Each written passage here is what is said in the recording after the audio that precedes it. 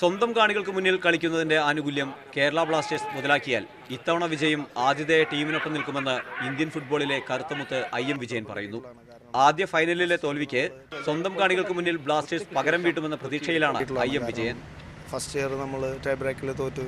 അതിൻ്റെ ഒരു നല്ലൊരു നമ്മുടെ ഹോം ഗ്രൗണ്ടിലേ, അതായത് നമ്മുടെ കൊച്ചിയിൽ കളിച്ച് എന്തൊരു പ്രതികാരം വീട്ടാൻ പറ്റുന്ന ഒരു അവസരമാണ്.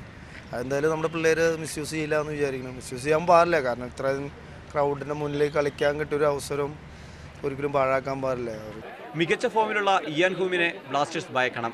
ഒറ്റയ്ക്ക് ഗോളടിക്കാൻ ശ്രമിക്കാതെ ജർമ്മൻ പാസ് ചെയ്ത് കളിക്കുകയാണെങ്കിൽ നേട്ടമുണ്ടാകുമെന്നും ഇന്ത്യയുടെ മുൻ സ്ട്രൈക്കർ ഓർമ്മിപ്പിക്കുന്നു.